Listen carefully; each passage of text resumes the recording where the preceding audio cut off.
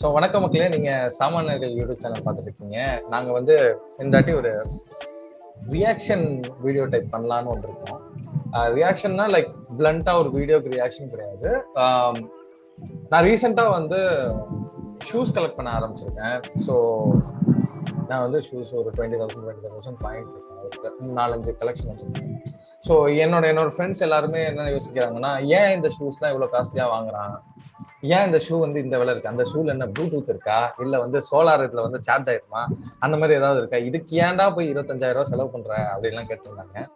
இப்போ என்னை பொறுத்த வரைக்கும் இட் இஸ் அ ரெப்ரசன்டேஷன் அப்படின்னு நான் நினைக்கிறேன். அந்த மாதிரி நிறைய காரணங்கள் இருக்கு. It is based of culture அப்படிங்கிறது எனக்கு தோணுது. ஸோ இந்த மாதிரி நிறைய காரணம் எனக்கு பர்சனலா இருக்கு. ஸோ இதை எக்ஸ்பிளைன் பண்ற மாதிரியான வீடியோ வந்து இது நாங்க 3 பேருமே பார்த்தது இல்லை.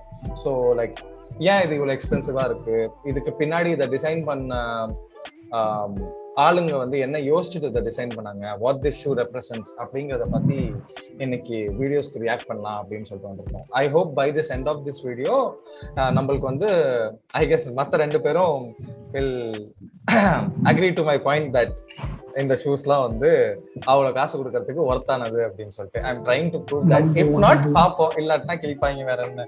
ஓகேவா? ஸோ அதோட இந்த வீடியோக்குள்ள முதல் வீடியோ ஸ்டார்ட் பண்ணலாம்னு நினைக்கிறேன். So 3, 2, 1 start.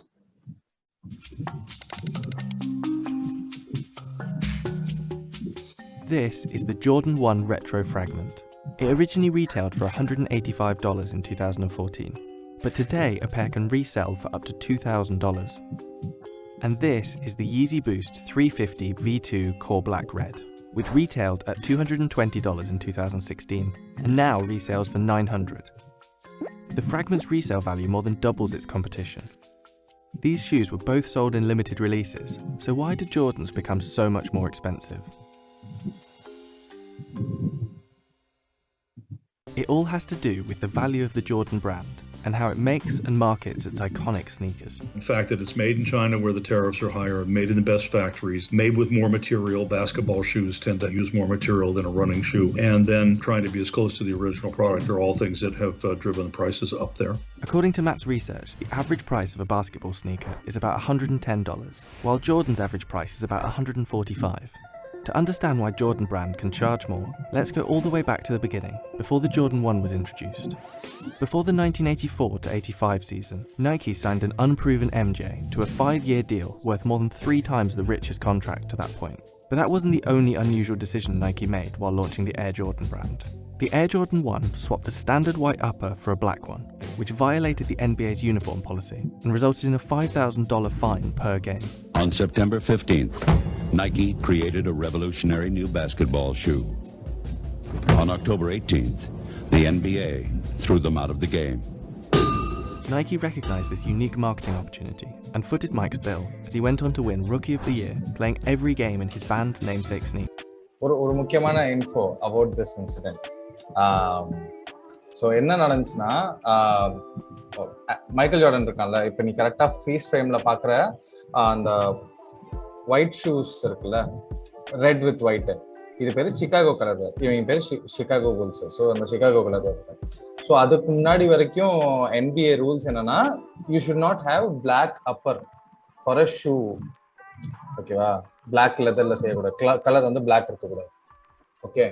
ஸோ என்ன பண்ணாங்க, ஃபர்ஸ்ட் டைம் வந்து அவன் இன்ஃபார்ம் பண்ண மாதிரி அந்த ஒயிட்டுக்கு பதிலாக அதை பிளாக்கா மாத்தினாங்க. அப்ப என்ன ஆச்சு, அந்த ஷூ வந்து பேன் பண்ணிட்டாங்க. அண்ட் என்ன சொன்னாங்க, $5,000 per மேட்ச் வந்து ஃபைன் கட்டணும் அப்படின்னு சொல்லிட்டு சொன்னாங்க. அப்ப என்னாச்சு, நைக்கி வந்து மைக்கேல் ஜார்டனுக்கு ஸ்பான்சர் பண்ணி என்ன சொன்னாங்க, நாங்க உனக்கு பதிலா நாங்க வந்து எவ்ரி மேட்சுக்கு வந்து $5,000 கட்டுறோம், ஆனா நீ அந்த கருப்பு ஷூவே போட்டு போ அப்படின்னு சொல்லிட்டு சொன்னாங்க. ஸோ அது வந்து ஒரு பயங்கர ரெபலியஸான மூவ். அப்படிங்கிறப்போ அது ஒரு மாதிரி ஒரு சென்சேஷனலா இருந்துச்சு. அந்த கான்டெக்ட் புரிஞ்சா நான் என்ன சொல்ல வந்தேன், ஏன்னா வீடியோல கார்த்திக் கிளியரா கேட்டு கான்டெக்ட் புரிஞ்சிச்சு. ஓகே ஓகே, அப்ப லெட்ஸ் கண்டினியூ. ஓகேவா? Okay.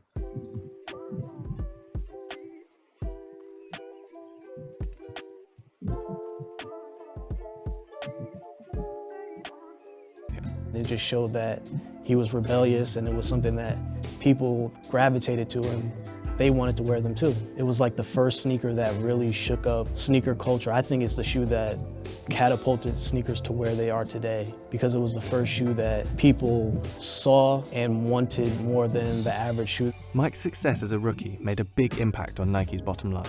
The original Jordan 1 hit stores across America in March 1985, priced at $65. And at the end of the year, the Air Jordan franchise had made $100 million in revenue. The Air Jordan 2 wasn't as successful. After just 18 games in his new design, Jordan suffered a season-ending broken foot. Reports surfaced about Mike being unhappy and looking to jump ship to Adidas. The Air Jordan 3 became a crucial crossroads for Jordan and Nike. Enter Tinker Hatfield. Today, he's known as the architect of modern sneaker design. Back then, he was known for innovating Nike's Air Max technology. His Jordan 3 design became legendary. It pioneered the first ever mid-cut basketball sneaker, included elephant print overlays, and immortalized his airness in the Jumpman logo. And Tinker incorporated his Air Max technology into the sole. Those three things, I think, brought its cultural importance because it was a statement shoe, right? So now you were actually making a statement by wearing a basketball shoe, which wasn't necessarily the purpose of wearing a basketball shoe off court. The company's rollout of the Jordan 3 was equally as legendary as the design. Nike's marketing team connected Jordan with Spike Lee for what would become some of the most memorable commercials in history. You know how I get up for my game? Do you know? That's right, Air Jordan, Air Jordan, Air Jordan. You really saw the Jordan brand become a luxury brand in the United States. It was our designer sneaker, and it made the shoes very visible, and that's a big part of the conspicuous consumption, is to be able to look across the room and see that that person's wearing a $100 shoe or a $300 shoe in today's parlance. During all this, the price of Jordans had jumped to $100, significantly higher than the top basketball sneaker at the time, Converse's Weapon. Jordan marketed its sneakers as a luxury product to match MJ's talent and style, and in the process created a cultural phenomenon, bringing sports apparel into the mainstream. He was a very marketable figure with a great smile and a big hoop earring, and people wanted to look like him. And so you started seeing this face all over the world. But the brand priced out kids from low-income families who wanted them the most. And by the 90s, Jordans were so coveted, violence erupted around them. 2 teens were even killed for their Jordan sneakers.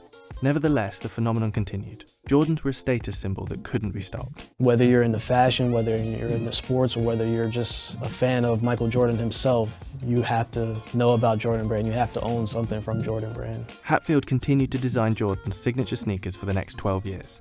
The Jordan brand became a sneaker giant, and MJ became the greatest player in basketball history. Their run lasted for more than a decade, but that was all about to change. In 2013, Adidas released new technology, signed Kanye West, and started making big gains. Despite increased competition, Jordan's prices stayed high. That year's new Jordans retailed at $250, the highest price for a new signature Jordan release to that point. Retro prices jumped too. A retro is a re-release of an original shoe. $220 for these, $400 for these. This happens with every sneaker brand. As they see the resale prices of their shoes go higher, they want more of the pie. And so they started to try and get more of the pie. When Adidas came out with a lot of their more popular styles during that era, it caused a lot of people to just say, I'm gonna stop buying Jordans for right now, and I'm gonna focus on these newer styles that are comfortable, that are cool, that are trendy. Jordans weren't selling out as fast as they had in previous years, and Jordan increased supply to balance out revenues. But it oversaturated the market. According to Soul Collector, between September and November 2017, Jordan released 30 different retros. The price hikes, combined with an oversaturated market and increased competition, led to what Soul Collector called Jordan fatigue, and Adidas's market share nearly doubled. Jordan brand president Larry Miller admitted that the brand had released too many shoes and needed to figure out how to connect to young consumers again. And Nike CEO Mark Parker did just that with his edit and amplify strategy. He helped Nike's R&D cut down from 350 sneaker ideas to 50. This helped the company be more disciplined and catch up with the speed of the sneaker market. The secret sauce for Jordan over the years has always been unrequited demand, never having enough shoes to satisfy the market, which made the kid come back on the next release and hope that he would get a pair. Jordan mounted its comeback in 2018. The brand ramped up offerings for female customers, and its Concord 11 retro release was its most successful shoe introduction ever, according to Parker. And they've been able to connect to a new generation. tapping Travis Scott, Virgil Abloh and more to offer their takes on the historic designs. Today, you don't really need to market a Jordan product, and so it becomes a pull market. The idea is that the product is so sensational, so wanted by the consumer, that it's pulling them into the store. The brand is pulling in customers like the old days, and according to Parker, Jordan 1s are more coveted than ever. Resale info backs that up. Remember that comparison we did at the beginning? It looks like Jordan is getting the balance just right between nostalgia and innovation. This has to be my favorite sneaker of all time. This is the Air Jordan 4 white cement. The Aleli May Jordan 1 Biotech. The Air Jordan 1. It represents the beginning of Jordan's career. I think it's interesting to see how the Jordan brand continues to evolve as it ventures deeper into the woman and unisex market. You know, it just reminds me of my childhood. This is really what got me into the sneaker game. It's the reason why a lot of us sneakerheads exist. And this Lakers colorway, man, that's just perfect. The Jordan 1 is like the shoe that sparked sneaker culture as it is today. I think that's the main shoe that created some sort of frenzy or connection to shoes versus this is a cool shoe I want to wear. It's something that people could really connect to.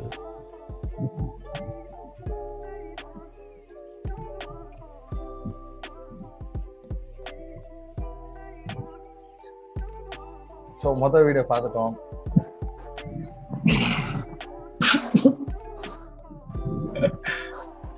என்ன சொல்லணும்னு நினைக்கிறேன்? ஒருத்தன் கஷ்டப்பட்டு basket பால் ஆடி இருக்கான். ஆனா அவன் ஆனது அந்த ஷூனாலதான் நல்லா ஆனான்ற மாதிரி பண்ணி அந்த ஷூவை வித்திருக்காங்க, ஏமாத்தி இருக்காங்க. அப்படி இல்லடா, அது வந்து பிளேயர் எடிஷன் சொல்லுவாங்க. ஸோ இது வந்து பிளேயர் எடிஷன் ஷூஸ். ஸோ வந்து நைக்கி வந்து இது வரைக்குமே நிறைய பிளேயர்ஸ்க்கு ஸ்பான்சர் பண்ணாலும் அப்பதான் ஃபர்ஸ்ட் டைம் ஒரு பிளேயருக்குன்னு தனி லைன் அப்பே ஆரம்பிச்சிச்சு. ஸோ இந்த லைன் பேரு ஏர் ஜார்டன் அப்படின்னு சொல்லிட்டு, ஓகேவா? ஸோ இது ஒரு தனி லைன் அப். அவனுக்கு அந்த ஹைப் இருந்துச்சுன்னா ஏற்கனவே சொன்ன மாதிரி அந்த பிளாக் இது போட்டு அவங்க அந்த ரெபுலேஸா பண்ணது, அதுக்கப்புறம் பிளாக் அலோவ் பண்ணிட்டாங்க, அதனால அவங்க ஜெயிச்சிட்டாங்கல்ல. ஸோ அதனால ஃபேமஸ் ஆயிடுச்சு. அதுக்கப்புறம் வந்து பாத்தீங்கன்னா நடுல வந்தான், பட் நீங்க லைக் ஞாபகம் வந்தால டிங்கர் ஹாட்ஃபீல்ட்னு சொல்லிட்டு ஒருத்தர் வந்தாரு. அவர் வந்து அது லைக் மேஜரா ரீடிசைன் பண்ணி ஒரு 3லேருந்து எடுத்து 12 வரைக்கும் அவர் தான் இது பண்ணாரு. ஸோ அதுக்கப்புறம் அவர் திரும்பி போயிட்டு வந்தாரு. பட் 12 வரைக்கும் இருந்த ரிலீசஸ் எல்லாமே பயங்கர ஹைப் அவுட். இன்னை வரைக்குமே ஜார்டன் 3 to ஜார்டன் 12 வந்து பயங்கர ஹைப் அவுட். 1 அப்புறம் 3 அப்புறம் 12 வரைக்கும். 2 மட்டும் லைக் யாருமே வாங்கல, அந்த மாதிரி அப்படி இருக்கும். இந்த ஹைப் இதுக்கு அந்த ஹைப் காரணத்தை வந்து கடைசியில சொல்லலாம். மைக்கேல் ஜார்டன் சொல்லி இருந்துச்சாங்க. ஓகே. சோ மோஸ்ட் ப்ராபபிலி ஒன்னு வந்து உனக்கு பாஸ்கெட் பால் விளையாட தெரியும்டா. ரெண்டாவது இந்த ஜெனரேஷன் ஆஃப் பீப்புளுக்கு வந்து யாருக்கு பாஸ்கெட் பால் பெருசா தெரியலையோ அவங்க வந்து நெட்ஃபிளிக்ஸ் வச்சிருக்காங்கல்ல, நெட்ஃபிளிக்ஸ்ல போயிட்டு த லாஸ்ட் டான்ஸ் அப்படின்னு சொல்லிட்டு மைக்கேல் ஜார்டனோட டாக்குமெண்ட்ரி இருக்கு. Like one of the best documentaries on Netflix. அதை போய் பாருங்க. லைக் ஒரு மைக்கேல் ஜார்டனோட கரியரோட கிராஃப் புரியும். ஸோ லைக் மைக்கேல் ஜார்டன் பிடிச்சவங்க தான் அதை வாங்குவாங்க. பட் அகைன் இப்ப இருக்க ஜென்ரேஷன், தி 21st ஜென்ரேஷனுக்கு வந்து தெரியாது what Michael Jordan is all about அப்படின்னு சொல்லிட்டு. இப்ப இருக்கவங்களுக்கு லெப்ரான் ஜேம்ஸ், கெவின் டூரான்ட் இவங்களாம் தான் தெரியும். ஸோ அதனால அது ஒரு மேஜர் ஃபேக்டர்.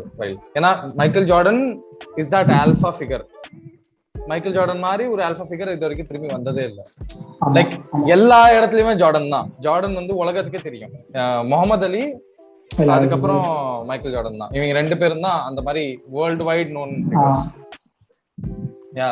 அவங்களுக்கு வந்து ஒரு தனியான ஒரு ட்ரெஸ்ஸிங், ஒரு ஷூ லைனப்போ இல்ல. அதனால விட மாட்டாங்க.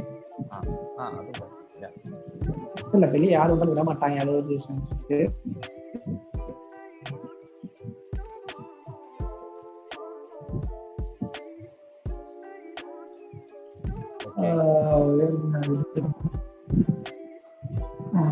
அதெல்லாம் இப்போதைக்கு இது புதுசா எதுவும் இல்லை. அதை மைக்கேல் ஜார்டன் சொல்லி முடிச்சிட்டாங்க. அவன் பேரை மட்டும் வச்சு முடிச்சிட்டாங்க. ஷூவும் அதை மாதிரி வித்துருக்காங்க. இல்லடா, ஒவ்வொரு ஷூ வந்து ஒரு கதை சொல்லுண்டா. Every shoe has a story to tell.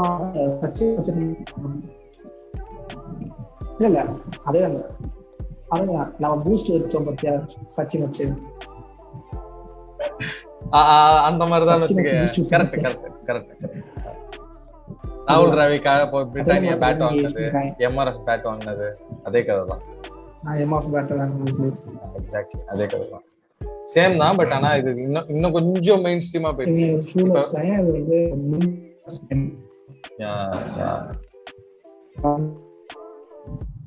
Plan இருக்கும், இதில் அவங்க யூஸ் பண்ண மாட்டாங்க.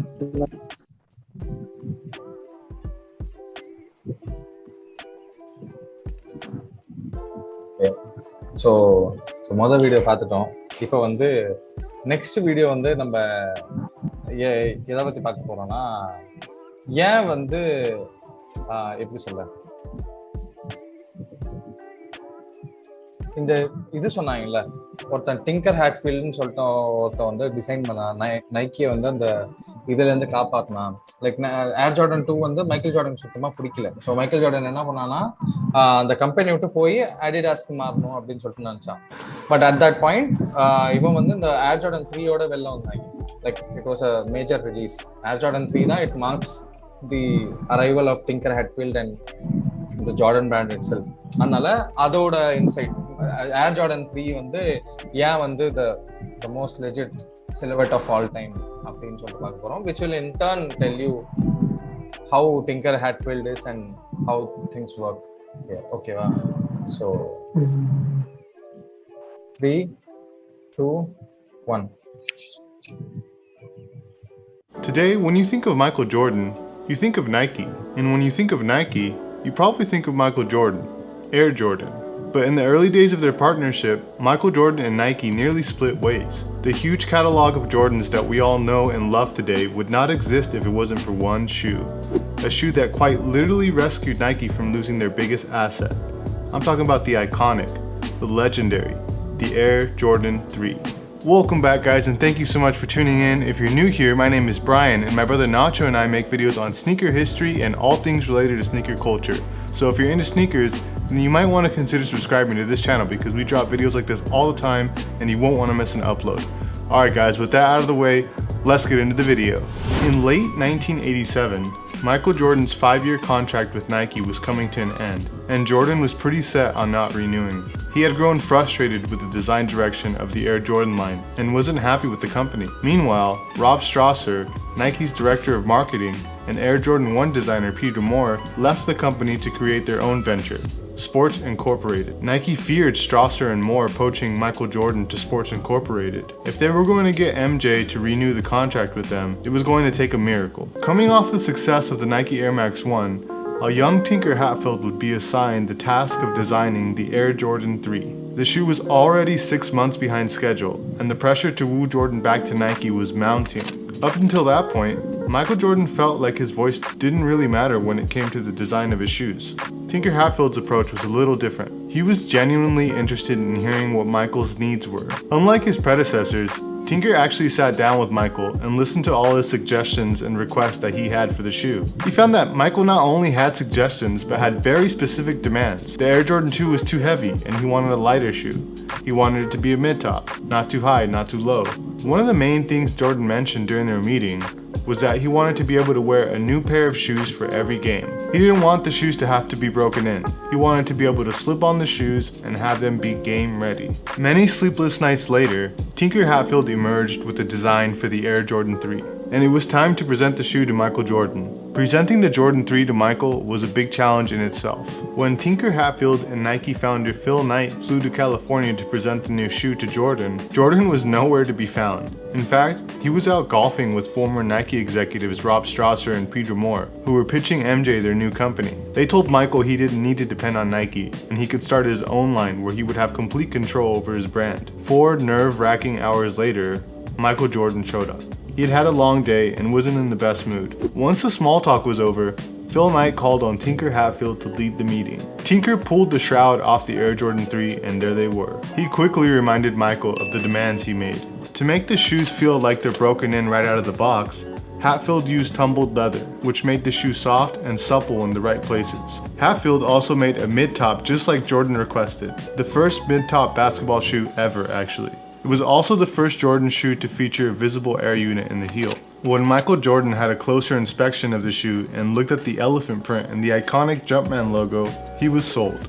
Who wouldn't be? Personally, I think the Air Jordan 3 is a masterpiece. To this day, Phil Knight, the founder of Nike, still credits Tinker Hatfield for saving Nike. To market the shoe, Nike and the marketing firm Wyden and Kennedy hired the then up-and-coming director Spike Lee to direct a series of commercials.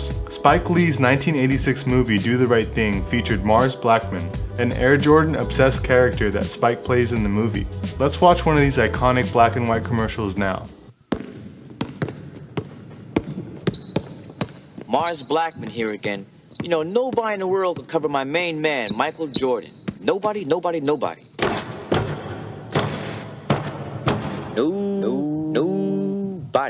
I'm telling you, it's impossible. Impossible. However, it's easy to cover Mars Blackman.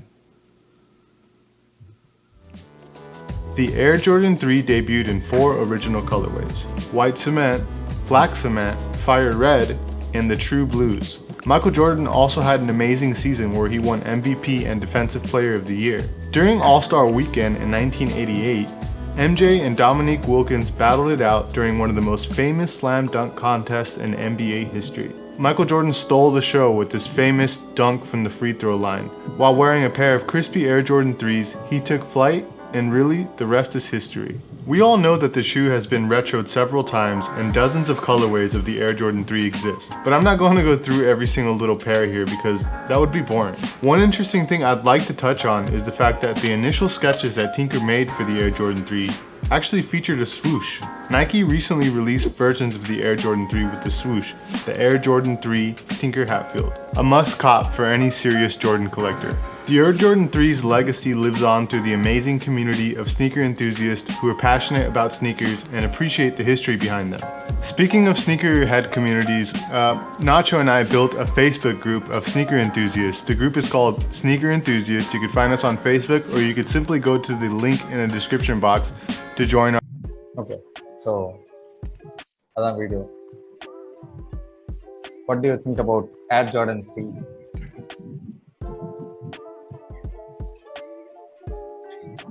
ஓரளவுக்கு ஒரு product வந்து கரெக்டாக design பண்ணால் அது வந்து நல்ல value இருக்குன்ற மாதிரி அதோட யூசேஜும் நல்லா பண்ணியிருக்காங்க. ஆக்சுவலி டிசைன் ரொம்ப கேட்கலாம். இது வந்து ஒரு ஏர் ஜார்டன் 3டா. ஸோ இனிஷியலாக வந்து என்னன்னா it's a mid top version. இந்த டாப் வந்து நார்மலாக இவ்வளோ ஹைட் இருக்கும். அது வந்து நடக்க கஷ்டமா இருக்கும். ஆக்சுவலாக அது போட்டு பார்த்துருந்தீங்கன்னா தெரியும். இந்த மிட் டாப் வெர்ஷன் ஈஸியாக இருக்கும். என்கிட்ட ஹை டாப் வெர்ஷன்ஸ் நிறையா இருக்கு. அது எல்லாமே நடக்க கஷ்டமா இருக்கும். ஸோ இது வந்து விளாட ஈஸியாக இருக்கும். ஓகேவா? ஸோ அந்த மாதிரி. அண்ட் ரெண்டாவது அவன் சொன்ன மாதிரி இந்த டம்பிள்டு லெதர் வந்து சாஃப்ட் டச், அந்த மாதிரி நிறைய ஃபீச்சர்ஸ் இருக்கு actually. And the history behind it. இதுதான் வந்து ஜார்டனை நைக்கில இருக்க வச்சுச்சு. இவ்வளோ இதுவுமே இந்த ஷூல இருந்து ஆரம்பிச்சிச்சு. டிங்கர் ஹேட்ஃபீல்டுங்கிற ஒரு லைக் டிங்கர் ஹேட்ஃபீல்ட பற்றி இன்னும் கொஞ்சம் வெலாவரியா சொல்லணும்னா, Tinker Hatfield actually is an architect. ஒரு ஆர்கிடெக்ட் நைக்கிக்கு பில்டிங்ஸ் டிசைன் பண்ணிட்டு இருந்த ஒரு ஆளை வந்து திடீர்னு ஷூ டிசைனுக்குள்ள கூப்பிட்டு வந்து அவர் ஒரு ஷூ டிசைன் பண்ணா அது வந்து இதுவா வந்து நிக்குது அப்படிங்கிற மாதிரி. So like the history behind it is like very important by buying that shoe. Each time நான் அந்த ஷூ போடுறப்ப எனக்கு என்ன தோணுன்னா, I think of Tinker Hatfield while I'm wearing this shoe. ஏன்னா எனக்கு ஜார்டனோட இதுல டிங்கர் ஹேட்ஃபீல்ட் தான் எனக்கு ரொம்ப முக்கியம். ஏன்னா அந்த டிசைன்ஸ் என்னதான் ஜார்டன்ஸ் கேட்டிருந்தாலும் அது அந்த விஷுவலி ப்ளீசிங்கா எல்லாத்துக்குமே ஆக்சசபிளா எந்த ட்ரெஸ்ஸுக்கு போட்டாலும் அழகா இருக்கிற மாதிரி பண்ணது வந்து ஹேட்ஃபீல்ட் தான் கேட்டாங்க. எல்லாருக்கும் ஆக்சசிபிள்னு ஒரு வார்த்தை சொன்னீங்களே, அது யாரு எல்லாருக்கும்னா? இல்ல காலுக்கு கூட கம்ஃபர்ட்டபிளா சொல்லுங்க. ஆக்சஸபிள் இல்ல அப்படி சொல்லுங்க. காசு சொல்லுங்க. என்ன போட்டா கம்ஃபர்ட்டபிளா இருக்கும். காலுக்கு கூட கம்ஃபர்ட்டபிளா தான் இருக்கும். ஏன்னா வந்து இதுல வந்து ஸ்னீக்கர்ன்றத ஒரு இது மாதிரி இருக்காங்க எக்ஸ்போஸ். அவ்வளோ இது தேவையான மாதிரி எடுத்து இன்னொரு கன்வின்ஸ் ஆகல. இல்ல கன்வின்ஸ் ஆகலங்கிறது தெரியுது. ஆர்ட்டா சொல்றாங்கடா, இது ஒரு ஆர்ட் மாதிரி சொல்றாங்கடா. It's an art. எனக்கு நான் அப்படிதான் பாக்குறேன். இட்ஸ் ஆர்ட் ராசி. ஒரு ஹிஸ்டரியில ஒரு சம்பவமே நடந்திருக்குன்னு வச்சுக்கேன். அந்த சம்பவங்கள் வந்து இட்ஸ் அ செயின் ரியாக்ஷன் மாதிரி. நைக்கி பிரச்சனையில இருக்கு, நைக்கி விட்டு அவன் வெளில போறான். நைக்கியோட பிக்கஸ்ட் அத்லீட் நினைச்சு பாறேன், ஜார்டன் இல்லாம இன்னைக்கு நைக்கி கிடையாது. ஜார்டன் அன்னைக்கு வெளில போயிருந்தானா இன்னைக்கு நைக்கிக்கு இருக்க மவுஸ் நைக்கி கிடையாது. ஓகேவா? ஏன்னா he is the one of the greatest basketball players. அதுக்கப்புறம் வந்து 6 ட்ராஃபி ஜெயிச்சிருக்கான். ஓகே, சோ வந்து he is one of the greatest NBA players ever. அப்படிங்கிறவனோட இண்டிவிஜுவல் லைனப் அவன் சொன்ன மாதிரி அவனோட இனிஷியேட் பிரசன்டர்ஸ் இருந்தாங்கல்ல, அவங்க கம்பெனிக்கு போயிருந்தாங்கன்னா அந்த கம்பெனி கெத்தா இருக்கும். ஸோ ஒரு பெரிய ஒரு ஷூ பிஸ்னஸே காப்பாத்தின ஒரு ஷூ மாடல். ஸோ அதுக்கு பிஹைண்ட் இருக்க ஆர்ட்டும் அதுக்கான ரீசனிங் எல்லாமே it makes it much more interesting and the reason why I should buy. நீங்க சொல்றது எப்படி இருக்குன்னா, ஒரு ஃபோன் கம்பெனி ஃபோன் ஆரம்பிச்சு ஒரு மாடல்ல இது பண்ணாங்க, ஃபோன் செய்யறது ஒரு ஆர்ட்னு சொல்ற மாதிரி இருக்கு. ஓகே, சொல்லலாம்டா. சி இப்ப வந்து நான் எல்லா மாடலும் சொல்ல மாட்டேன், பட் ஆனா consider 1+1 resonated something with me. Okay, 1+1 did resonate with me. இன்னைக்கு நான் வந்து சும்மா ஒரு பீஸா வச்சுக்கணும். இப்ப நான் ஒரு டெக் என்தூசியஸ்ட் தான் கூட, அதனால எனக்கு எந்த பீஸ் ஆஃப் ஹார்ட்வேர் வந்து வச்சுக்கணும்னு வச்சா நான் 1+1 வச்சுக்கணும்னு நினைப்பேன். ஏன்னா it just revolutionised how we see the mid range segment. என்ன கேட்டா அந்த 30K பிரைஸ் ரேஞ்ச வந்து டோட்டலாவே ஒரு தலைகீழ திருப்பி போட்டது 1+1 தான். 1+1 அதுக்கு முன்னாடி எனக்கு ஓப்போஸ் ரொம்ப பிடிக்கும். 5-7 அந்த ஃபிளிப் கேமராஸ் வச்ச ஓப்போ N1 அந்த மாதிரி நிறைய ஃபோன்ஸ். ஸோ அந்த மாதிரியான சில ஃபேக்டர்ஸ் வந்து இட் வில் இன்ஃப்ளூயன்ஸ்ல ஹவ் யூ பர்சீவ். ஏன்னா வந்து இப்ப அது வைட்லி ஆக்சசபிள் ஆயிட்டுங்கிறதுக்காக நம்ம ஹிஸ்டரியை மறக்க முடியாதுல்ல. ஸோ எந்தூசியாஸ்டா இருக்க ஒருத்தருக்கு வந்து எதனால வந்துச்சு, எந்த கம்பெனி மூலியமா வந்துச்சுங்கிறது என்னைக்குமே மறக்க முடியாது. இல்லடா, அது கரெக்ட். ஒரு ஐடியலைஸ் பண்ணி இது பண்ற அளவுக்கு ஒரு இதான்னு தெரியல, ஒரு மாதிரி ஓவர் சாச்சுரேட் ஆன மாதிரி இருக்கு அந்த இது. ஓகே, அது எனக்கு என்ன ரீசன் தோணுன்னா, இப்ப போன் மாதிரி கூட நான் 1+1 வச்சுக்கிறது கொஞ்சம் மடத்தணும்னு வச்சுக்கேன். ஏன்னா அந்த போனை யூஸ் பண்ண முடியாது இன்னைய டேட்டுக்கு. வேற ஷூ மார்க்கெட் வந்து ரொம்ப வேரி ஆகல. அப்பயும் கால் தான் இருந்துச்சு, இப்பயும் கால் தான் இருக்கு. ஷூ போட்டா போடலாம். அதனால எனக்கு தெரிஞ்சு அந்த மாதிரி இது வந்து எவால்வ் ஆகாததுனால இல்லடா, இப்ப வந்து போனோட யூட்டிலிட்டிஸ் மாறிடுச்சு.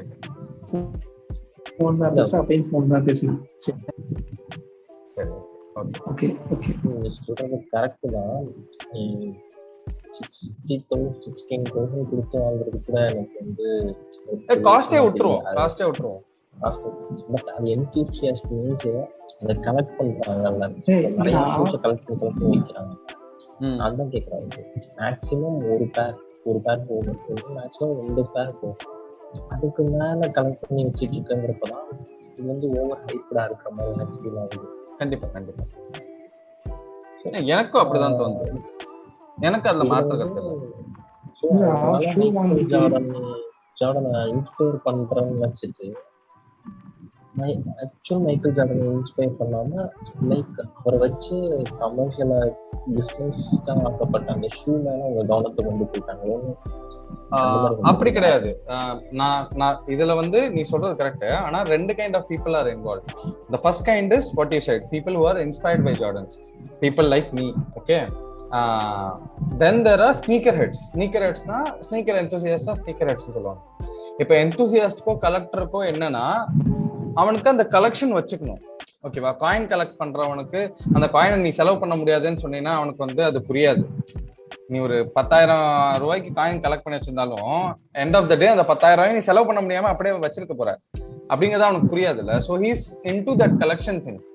That is totally different. இப்ப நான் வந்து எல்லா சிலுவட்டுமே வாங்காம ரொம்ப ஸ்பெசிஃபிக்கா இது வாங்கினது காரணம்னா அந்த ஹிஸ்டரி தான். எனக்கு டிங்கர் ஹேட்ஃபீல்ட் பண்ண ஏர் ஜார்டன் 3 தான் வேணும், அந்த சிலுவட் தான் வேணும் அப்படின்னு நினைச்சிட்டு நான் வாங்கினது. அந்த மாதிரி 2-3 சிலுவட்ஸ் இருக்கு which will like tell you a story, it will remind you of something. இப்போ எனக்கு சில சிலுவட்ஸ் இருக்கும், இது வந்து வாழ்க்கையில வாங்கியே தீரணும் அப்படிங்கிற மாதிரி இருக்கும். லைக் அவர் போட்ட அதே கலர் வேற அந்த மாதிரி. ஸோ அது நம்ம வச்சுக்கலாம். நீ சொல்ற மாதிரி தான் ஒரு குறிப்பிட்ட கலெக்ஷன் ஆஃப் இது வந்து நம்ம வச்சுக்கலாம்.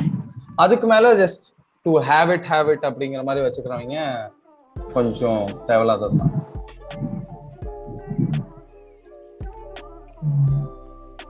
எனக்கு ஜார்டன் போடுறதுனால நைக்கி ஷூஸ் வாங்குறத விட ஜார்டனை பார்த்து செலிபிரிட்டிஸ் போட்டது இல்ல அது இப்ப எப்படின்னா இப்ப அது செலிபிரிட்டிஸ் போட ஆரம்பிச்சிட்டாங்க. இந்த ஜெனரேஷன் ஜார்டான தெரியாதனால அதனாலதான் இந்த ஜெனரேஷன் வாங்குறாங்க. அதுல தப்பே கிடையாது. கண்டிப்பா இப்ப இருக்க ஜெனரேஷன் அதனாலதான் வாங்குது. ஆனா அதுக்கு ரீசன் கிடையாது. இப்ப இருக்க செலிபிரிட்டிஸ் ஏன் போடுறாங்கன்னா செலிபிரிட்டிஸ்லாம் நம்ம ஏஜ்ல இருக்கவங்க, செலிபிரிட்டிஸ்லாம் ஜார்டன் விளையாடுறப்ப பார்த்தவங்க, அதனால அவங்களுக்கு அது ரெசனேட் ஆகும். இவங்களை பார்த்து இன்னொரு ஜெனரேஷனுக்கு ரெசனேட் ஆகுது, அவ்வளவுதான். ஓகே, ஸோ ஓகே சார், இது வரைக்குமே என்னால கன்வின்ஸ் பண்ண முடியல. பட் அகைன் ஓகே, ஸோ இது வரைக்கும் நீங்க என்ன பாத்தீங்கன்னா ஜார்டன்னா என்ன, ஏன் வந்து ஜார்டன் 3 சிலுவட் வந்து ரொம்ப ஃபேமஸ் சொல்லிட்டு. பை த வே நானும் சொல்லிடுறேன், இந்த வீடியோ நானும் தான் ஃபர்ஸ்ட் டைம் பாக்குறேன். ஆனா எனக்கு ஸ்டோரிஸ் முன்னாடிலேருந்து தெரிஞ்சதுனால இது ஈஸிலியா எனக்கு புரியுது, அவ்வளவுதான் வித்தியாசம். ஓகேவா? ஓகே, ஸோ நெக்ஸ்ட் வீடியோ வந்து என்னன்னா கானியே வெஸ்ட் அப்படின்னு சொல்லிட்டு ஒருத்தர் இருக்கான். எனக்கு உங்களுக்கு தெரியுமா தெரியல, கிம் கர்தாஷியன் தெரியுமா உங்களுக்கு? கிம் கர்தாஷியன் தெரியாது, பட் கானியே வெஸ்ட் தெரியும். கானியே வெஸ்ட் தெரியுமா? கிம் கர்தாஷியன் தெரியாது, கானியே வெஸ்ட் தெரியுமா? எப்படிடா? மீம்ஸ். ஓ, கானியே வெஸ்ட் மீம்ஸ்னாலயா? ஓகே சரி. ஸோ கானியே வெஸ்ட் வந்து ஹீஸ் அண்ட் ரேப்பர், ஓகேவா? பேசிக்லி ஹீஸ் ரேப்பர், பட் ஆனா he's a fashion enthusiast. So அவனுக்கு வந்து ஃபேஷன் டிசைன் பண்ணுங்கிறது ரொம்ப இன்ட்ரெஸ்ட். ஸோ அவன் வந்து he came up with working procedure எப்படி வரணும் அப்படின்னு சொல்லிட்டு. ஸோ ஃபர்ஸ்ட் கேஸ்ல எப்படின்னா ஜார்டன் வந்து ஒரு பிளேயர், அவனுக்கு ஒரு டிசைனர் இருக்கான் Tinker Hatfield. So these are 2 different things. இப்போ சில பேருக்கு டிங்கர் ஹேட்ஃபீல்ட் பிடிக்கும், அதனால இதை வாங்குவாங்க. சில பேருக்கு ஜார்டன் பிடிக்கும், அதனால ஜார்டனோட ஐகானிக் ஸ்னிக்கர்ஸ் வாங்குவாங்க, ஏர் ஜார்டன் 1 அந்த மாதிரி. ஓகேவா? ஆனா வேறஸ் கானியே வெஸ்டோட சிச்சுவேஷன்ல கானியே தான் எல்லாமே. கானியே is the selling point as well as the designer itself அப்படிங்கிற மாதிரி. அவனோட லைன் அப் ஆஃப் ஷூஸ் பேரு ஈஸிஸ் அப்படின்னு சொல்லிட்டு. ஓகேவா? ஸோ நம்ம வந்து கானியே வெஸ்டோட நான் உங்களுக்கு ஒரு வீடியோ ஷேர் பண்றேன், ஏன் வந்து கானியே வெஸ்ட் வந்து அவ்வளோ ஃபேமஸ் அப்படின்னு சொல்லிட்டு. 3, 2, 1 start.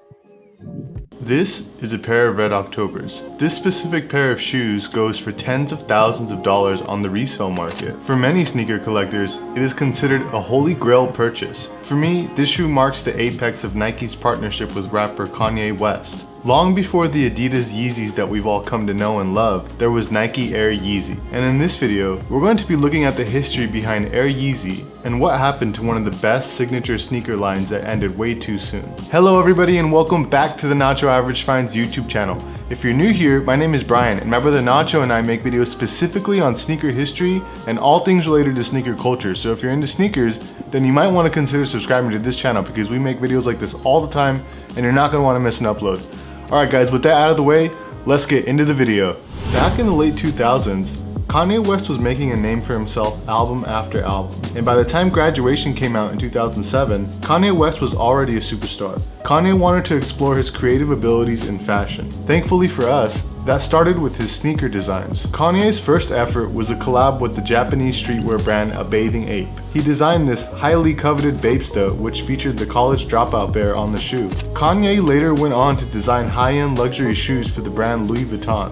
Learning the design process from start to finish with shoes like the Louis Vuitton Mr. Hudson, the Louis Vuitton Don, and the Jasper. It was during these formative years that Kanye was approached by Nike to design his own shoe. When news broke that Kanye was teaming up with Nike, the sneaker community went nuts. It would be the first time in Nike's history that they would collaborate on a signature shoe with a non-athlete. Mark Smith, Nike's creative director at the time, was assigned the task of helping the young star fulfill his vision. Kanye wanted to create a brand new silhouette that fused together retro Nike sports shoe technologies with modern day high fashion materials. Enter the Air Yeezy 1. The Air Yeezy 1 is sort of like a collage of retro Nike shoes. First off, and probably the most obvious detail, is the Jordan 3 inspired midsole. Like I mentioned earlier, Kanye wanted to marry retro sports technologies with high fashion, but this caused problems early on in the design process. Kanye is obsessed with Jordans and wanted to communicate that through his new shoe, but Nike wouldn't let him use any kind of Jordan properties on the design. Instead, Kanye and Mark Smith cleverly borrowed the sole unit from the 1988 Nike Air Assault silhouette. Another design cue that was taken from the Jordan line was their iconic elephant print. Kanye and Mark Smith recreated this effect by using a pattern made up of repeated mini letter Ys. The letter Y standing for Yeezy, of course. These mini Ys were embossed on the strap of the shoe and the suede mesh panel near the toe box. We also know that there were samples made with an LED light installed in the sole of the shoe. This was inspired by the Nike Air Mags, but they didn't make it to the final design. Instead, it was replaced by a glow-in-the-dark sole, which personally, I like way better. Original sketches for the Air Yeezy 1 show a circular air bubble in the heel. Unfortunately, this didn't make the cut either. The Air Yeezy 1 did feature a circular lace lock with the letter Y etched out in the center though. This was obviously inspired by the lace locks on the Air Jordan 6, one of Kanye's favorite sneakers. Throughout the year leading up to the release, Kanye would be seen rocking samples of the Air Yeezy 1 on stage and in public. This caused massive hype for the shoe. We know that there are a ton of samples that were made, but none of them were officially released by Nike. The Air Yeezy 1 released for $250 in 2009 in only 3 original colorways. Nike debuted the silhouette in the Zen Gray colorway, which was followed by 2 other colorways later that year, the Blink colorway and the Net Tan colorway. Out of those 3 colorways, which one is your favorite? Personally, for me, I think the Blink colorway is the dopest, but leave a comment below. The Air Yeezy 1 was a massive success and sold out immediately. For the next several years, it became a staple in the hip-hop community with many celebrities and rappers rocking the shoe, giving it a worldwide stage. Thanks to the success of the Air Yeezy 1, there was a ton of momentum building up to Nike and Kanye's next move. Over the next 3 years, Kanye would work on the design for the Nike Air Yeezy 2, but this time, Kanye would be working with Nike designer Nathan Van Hook. Their approach to the design was inspired by ancient Egypt. The silhouette featured a futuristic spike molded heel counter with fake reptile skin and a smooth snakeskin upper. Unlike the original Air Yeezy, the Air Yeezy 2 borrows elements from other Nike models. The Air Yeezy 2 borrows the same sole unit from the 1989 tennis silhouette, the Nike Air Tech Challenge 2. References to ancient Egypt can be seen on the tongue of the shoe with the Egyptian god Horus embossed on the tongue and on the insoles. Triangle patterns which resemble ancient pyramids are featured on the strap holder, and Kanye also used Egyptian hieroglyphics that spell out Yeezy hidden under the strap. In 2012, Nike released the Air Yeezy 2 in 2 original colorways, Pure Platinum and Solar Red. The release was extremely limited with only 5,000 pairs between 2 colorways sold through retailers throughout the US. This obviously created a ton of hype for the shoe and high resale prices. Today, the shoes go for $6,000 to $7,000 a pair, but nothing would even come close to the hype surrounding Kanye's last and final release with Nike, the Red Octobers. As of right now, a pair of Red Octobers in my size is going for $11,850 on StockX. Why on earth would anybody want to pay such an absurd amount for some Yeezys? Well, there was a lot of mystery surrounding the release of this shoe that left people salivating at the mouth for a pair. It all started with a rumor of a third Air Yeezy 2 colorway. After seeing Kanye wear the shoes at several performances and after Kim Kardashian posted a tease of them on her Instagram, Yeezy collectors were almost certain that a third colorway existed and that it would drop alongside his upcoming album, Yeezus. But there was no word, not from Nike, not from Kanye. In fact, during this period, Kanye and Nike had a really bad public falling out. Kanye had become frustrated with the increasing delays of the Red Octobers and began going on these crazy public rants during his Yeezus tour. Check out this clip from this BBC interview where Kanye talks about his frustrations with Nike. I've got a very particular, specific take on men's footwear. No one can say I cannot design or understand how to design a guy's sneaker. When I was in 4th grade, I was drawing Jordans. When my mama couldn't afford them, I was drawing those Jordans. Getting kicked out of class for drawing them. And when I got that opportunity to work with Nike, I went into that emotional space and place of my life and said, what was it about that? What were the cues that I can add when I make the Yeezys? And I wasn't the one rapper that had the opportunity to do a shoe at Nike for no reason. People didn't love the Yeezys the way they did for no reason. Picture this, for me to do the Yeezys and not have a joint venture backing deal with Nike the next day would have been like if I made Jesus Walks and was never allowed to make an album. You guys don't understand. You guys don't understand that I did the Yeezys and they eBayed for $90,000. Right. And people wanted them bad as whatever, right? But I didn't get a call from Nike the next day. And then people say, why are you mad? So what exactly happened? According to Kanye, he made one of the greatest shoes of all time, and he wasn't getting the attention he deserved from Nike.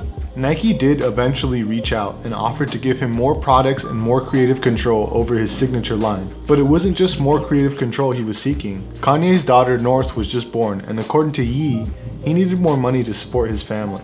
I started turning up in a BBC interview, and they said, okay, cool.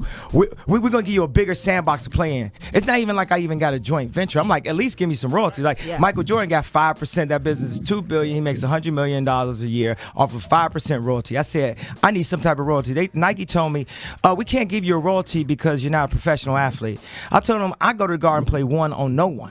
Kanye's departure from Nike to Adidas did not slow down the hype for the shoes. Nike finally released the Red Octobers unannounced via a random link on their Twitter page. The shoes sold out within seconds and have since become grails for many sneaker collectors. Can you imagine the sneaker world if Kanye would have never left Nike? They could have created maybe the next Jordan line. Earlier this year, in an interview with GQ magazine, Kanye said that he would be okay with Nike retroing the Air Yeezys. What do you guys think? Do you think that Nike should retro some Air Yeezys, maybe some Red Octobers, or would that be bad for sneaker culture? But hey, if you want to learn more about sneaker history, my brother Nacho and I put together this playlist for you of all the sneaker history videos that எங்கேயாவது ஜார்டன்னு ஒருத்தன் இருந்தான், அதுக்காக shoe வந்து வித்தாங்க. இங்க என்னவா? இங்க ஜார்டனும் இல்லை. So அதோட வீடியோஸ் முடியுது. ஸோ வீடியோஸை க்ளோஸ் பண்ணிடுவோம். ஜார்டன் இல்லடா, பட் அகெயின் இவன் உருவாக்குன சிலுவெட் வந்து அவ்வளோ லைக் ஃப்ரெஷ்ஷான சிலுவெட். ஓகேவா, பார்க்க வந்து அவ்வளோ நல்லா இருக்கும். மியூட்ல இருக்க பட்சத்தில் யூஎஸ்ஏ கூட ரியாக்ஷன் வீடியோ தானே. Ilaiyaraaja for USA sneakers, sneaker மார்க்கெட்ல இளையராஜா.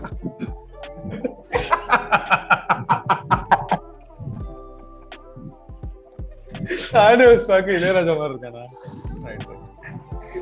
இல்ல பண்றதுலாம் அப்படிதான் இருக்கு. நான் இன்னைக்கு ஃப்ரெஞ்ச் வீடியோ வச்சது காரணமே அதான்.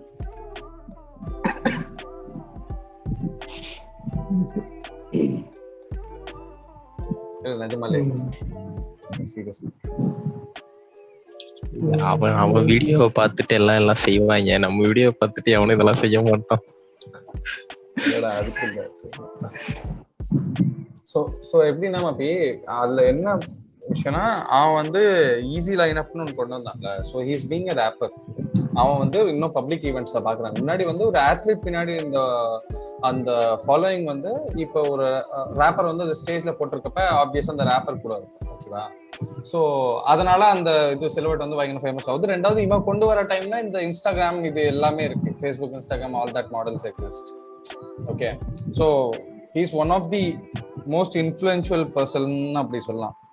ஓகேவா, ஸோ அவன் வந்து ஹீஸ் எ ரேப்பர். அந்த டைம்ல கிம் கர்டாஷியன் அந்த டைம்ல ஃபேமஸா இருந்தா. ஆமா, கிம் கர்டாஷியன் அந்த டைம்ல பயங்கர ஃபேமஸா இருந்தா. ஸோ அவனோட ஹஸ்பண்ட் ஆக்சுவலி கிம் கர்டாஷியனோட ஹஸ்பண்ட் இவனுக்கு ஐடென்டிட்டி இல்லை.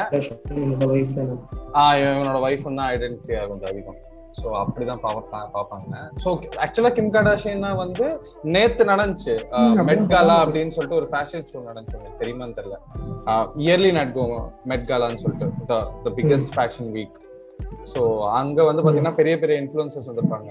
இப்போ வந்து கிம் கர்டாஷியன் வந்திருந்தா, இந்த வருஷம் கானியே வரல, ஜஸ்டின் பீபர் இருப்பான், இன்னும் நிறைய பேர் இருப்பாங்க.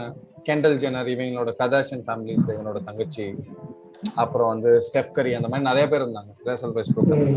ஸோ இவங்க அந்த மாதிரி ஈவெண்ட்ஸ்க்கு வந்து கர்டாஷியன் ஃபேமிலியை கூப்பிடவே மாட்டாங்க. ஸோ இவன் கூட கானியே கூட வந்து தான் அந்த இன்ஃப்ளூயன்ஸே வந்துச்சு. So he's more of a fashion designer. So first வந்து நம்ம எப்படி பார்த்தோம்னா, ஒரு ஆத்லீட்டுக்கு யூஸ் பண்ற பாஸ்கெட் பால் ஷூவா பார்த்தோம். This is not a basketball shoe. Yeezys is never a basketball shoe. Yeezy is a much more conventional footwear. So first வந்து basketball shoes நம்ம normal டேல போடணும்னு ஆசைப்படுறது, which are not actually comfortable to wear on a daily basis. அதுக்கு நான் guarantee. ஓகேவா?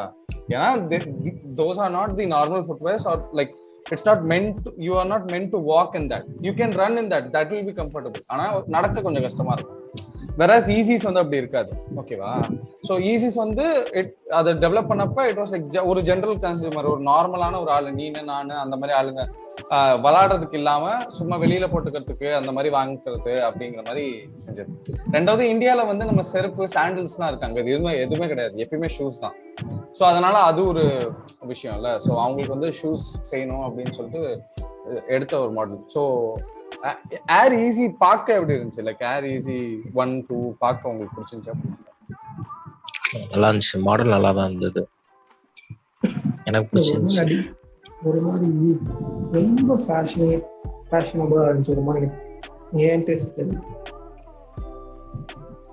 ரொம்ப ஃபேஷனபிளா இருந்துச்சு. ரொம்ப ஒரு மாதிரி டக்குன்னு அட்ராக்ட் பண்ணலாமா காலை டக்கு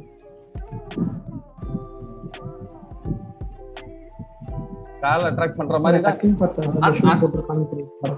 அந்த மாதிரி தான் இருக்கும். ஸோ எனக்கு வந்து இது ஒரு ஸ்ட்ரேஞ்சான திங். நான் எனக்கு இது ரெசனேட் ஆகணும்னு நான் சொல்லல, ஆனா என்னோட மைண்ட் செட் அப்படி மாறிடுச்சு. இப்ப நான் யாரையாவது போய் பாக்குறேன்னு வச்சுக்கேன், ஃபர்ஸ்ட் கால்ல என்ன போட்டிருக்காங்க என்ன பாக்குறேன், அதுக்கப்புறம் தான் மேல என்ன போட்டிருக்காங்க ஏங்கிறத பாக்குறேன்.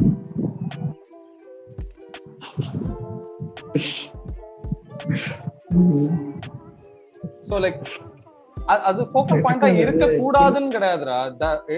It is solely based on how we see shoes அப்படின்னு சொல்லுவாங்க. அந்த போடுறவங்களோட பெர்ஸ்பெக்டிவ்ல இருக்குல. ஸோ என்னை பொறுத்த வரைக்கும் ஷூஸ் ஆர் தி டாக்கிங் பாயிண்ட்ஸ்ங்கிற மாதிரி எனக்கு தோணுது. Somewhere dresses are also. ரெண்டாவது ஐ கெஸ் அதுல அந்த ரெட் கலர் ரெட் அக்டோபர்ஸ் தவிர்த்து மீதி ரெண்டும் அவ்வளோ ஸ்ட்ரைக்கிங்கும் கிடையாதுன்னு தோணுது. அது ஓகே, பட் அவங்க கண்ட்ரிக்கு அந்த ஷூஸ் வந்து ஒரு கிளைமேட்டுக்கும் கரெக்டா இருக்கும், ஃபேஷனபிளாவும் இருக்கும். பட் நம்ம ஊருக்கு அது செட் ஆகுமான்னு தெரியல. நம்ம ஊர்ல ஷூ போட்டாலே விரிச்சு பார்ப்பாங்க.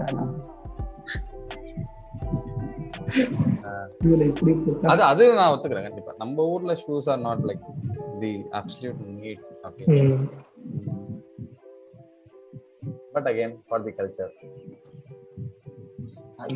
இப்போ ஸ்னீக்கர் கல்ச்சருங்கிறது அவங்க ஊர்ல இருக்குன்னா அதுல ஒரு ரீசன் இருக்கு. பிகாஸ் அது வந்து அவங்களோட, இப்ப நம்ம ஊர்ல வந்து காதி போடுறதுங்கிறது ஒரு கல்ச்சர், அது மாதிரிதான் நீங்க சொல்ற அந்த ஸ்னீக்கர்ங்கிறது ஒரு கல்ச்சர்.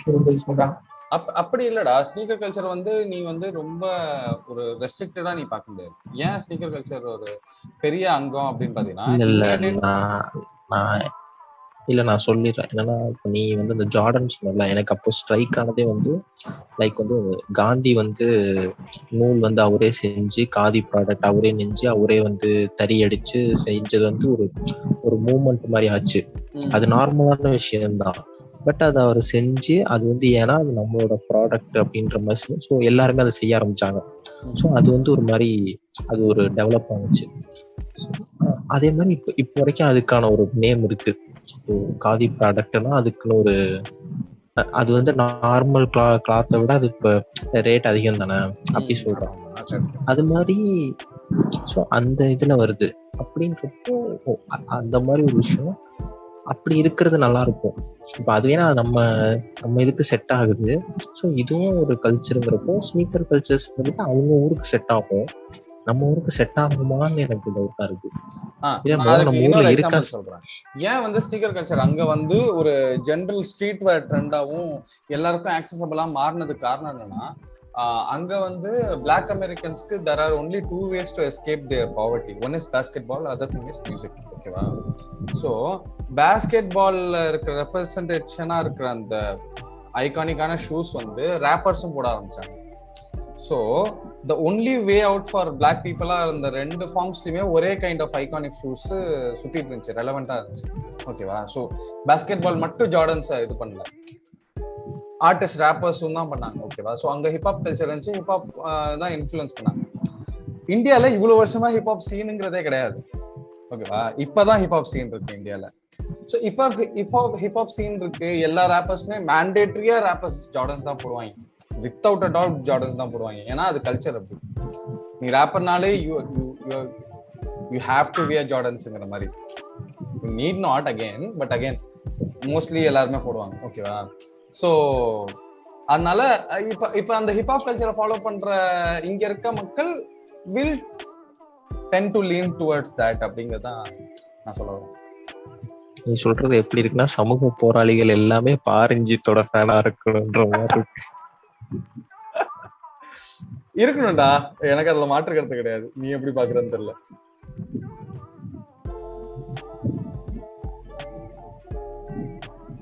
பாரஞ்சி நல்லா தானே. பாரஞ்சி எனக்கு ரொம்ப பிடிக்கும். காலா அவருக்கு அதான் அந்த போஸ்டர் பிடிக்கும். நான் அப்படி சொல்லலாம். பட் இதுல அவங்க கன்சியூமரா இருக்காங்க.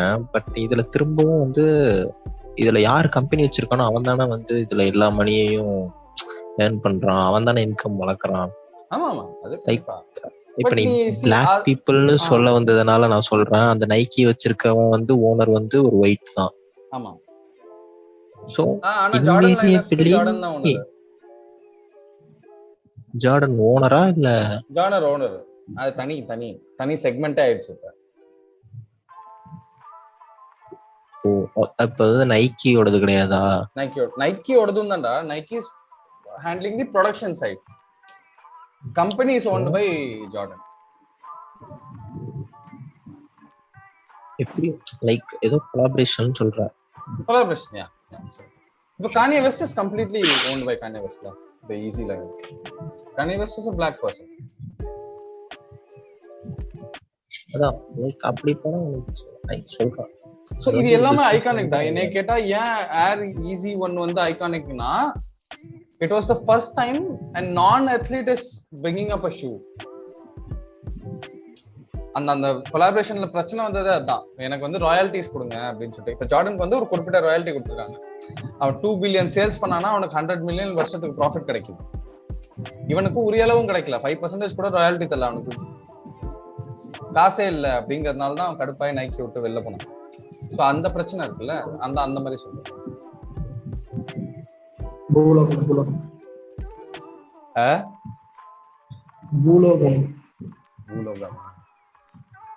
ஸோ ஓகே, இப்போ நம்ம பார்த்த 3 வீடியோஸ்ல இருந்து உங்களோட டேக் அவே என்ன?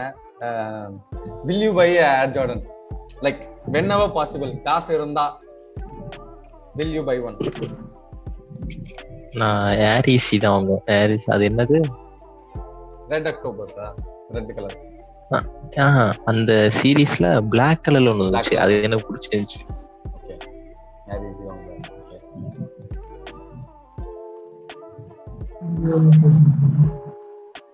Are you first of all convinced with the idea of buying sneakers at this price? Like consider retailக்கு வாங்குற இல்ல ரீசேல்க்கு வாங்குற அப்படிங்கறத ரெண்டுத்தையுமே கன்சிடரேஷன் வச்சு. ஓகே, பட் நான் சொன்னா அவங்க அஃபோர்ட் பண்ண அளவுக்கு இப்போ அஃபோர்ட் பண்ண முடியுன்ற பட்சத்துல வாங்குவேன். வாங்குவியா? மைக் அஃபோர்ட் பண்ண முடியும்னா கன்ஃபார்மா வாங்குவேன். ஆனா வந்து எப்படி சொல்றது, வாங்கி மின்டட் கண்டிஷன்ல யூஸ் பண்றது அதெல்லாம் கிடையாது. வாங்கி யூஸ் பண்ற மாதிரி தான் இருக்குது. நானும் யூஸ் பண்றேன்டா. நீ தான் நான் வச்சிருக்க எல்லா ஸ்னீக்கர்ஸும் நான் யூஸ் பண்றேன் இல்லையா? அதான் நான் வச்சிருக்க சிலிப்பே ஆக்சுவலி யூஸ் பண்றது. ஒர்க் ஃப்ரம் ஹோம்ல இருக்கீங்க வச்சுக்கலி, அப்படிதான் இருப்பீங்க. ஆபீஸ்க்கு போட்டு போடாம ஆபீஸ் போனா ஸ்டைலா போட்டு போ. இல்லடா, see the whole point of this video was like இந்த கல்ச்சர் வந்து எல்லாருக்கும் ரெசனேட் ஆகுதாங்கிறது ஒன்று தெரிஞ்சுக்கணுங்கிறதுக்காக. ரெண்டாவது எனக்கு நான் கொஞ்சம் இன்டு தட் கல்ச்சர்னால என்னால் கொஞ்சம் பெட்டரா எக்ஸ்பிளைன் பண்ண முடியும் அப்படிங்கிறது ஒரு விஷயம். ரெண்டாவது வெதர் லைக் பீப்புள் ஆர் இதெல்லாம் பார்த்துட்டும் whether they like you guys are accepting whether this the hype around is like அது ஜென்யூனா இருக்கலாமா இருக்கக்கூடாதா? What do you feel about that this culture? இந்த கல்ச்சர் வந்து லைக் ஒரு பாசிட்டிவான கல்ச்சரா பாக்குறியா இல்ல வந்து மடத்தனமா பாக்குறியா? லைக் சம்திங் லைக் அந்த மாதிரி. இல்லை இதுல பாசிட்டிவ்னு ஒன்றும் இல்லை, நெகட்டிவ்னு ஒன்றும் இல்லை. இட்ஸ் அ கிரேஸ் தான். இதுல நெகட்டிவ்னு எதுவுமே கிடையாது. ஏன்னா இதனால எந்த நெகட்டிவ் இதுவுமே யாருக்கும் வரதில்லை. ஸோ அதனால பிரச்சனை இல்லை. பாசிட்டிவ்னு இதுல ஒன்றும் பெருசா இல்லை.